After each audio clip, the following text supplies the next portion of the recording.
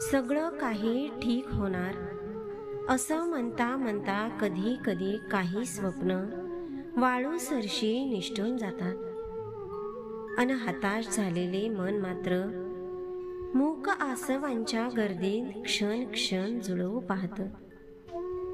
अंधारलेल्या वाटेवर माणूस सुखाकडे डोळे लावून बसतं, पण नियतीच्या विळख्यात मात्र एक एक स्वप्न उघड्या डोळ्यांनी पाहता विरताना दिसतं. काही प्रश्न सहजतेने वरचेवर सुटतात, तर काही प्रश्न सोडवता सोडवता क्षण अपुरे ठरतात. प्रारब्धाच्या रेषा आणि जीवनाचे गणित यांच्याशी जुळवणी करता करता आयुष्य मात्र अपुरं ठरतं. खरंय ना, जीवनाचे वास्तव्य आणि स्वप्न यातील अंतर कधीच न मिटणारे. कारण जीवन वास्तवावर तर स्वप्न कल्पनेवर आधारित असतात.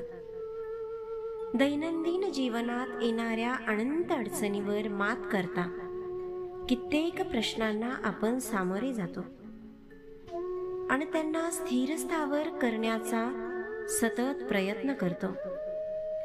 पण वादळाचा एक झोका येतो आणि सगळं काही अस्ताव्यस्त करून नेस्तनाबूत करून टाकतो.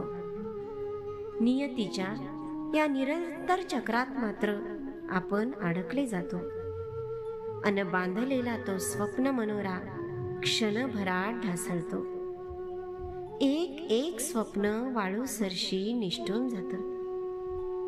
येणाऱ्या प्रश्नांचा वेग लक्षात घेता तितक्या चिकाटीने आपण सोडवण्याचा प्रयत्न करतो, पण काही प्रश्न अगदी चिवट ठरतात आणि तिथे मात्र आपण हतबल ठरतो आणि मग भोवऱ्यागत त्यात खेचल्या जातो.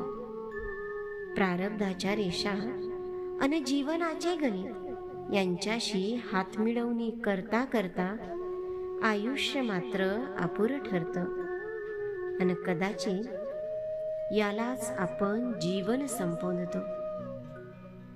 अशाच एका सुंदर कवितेसोबत लवकरच भेटू.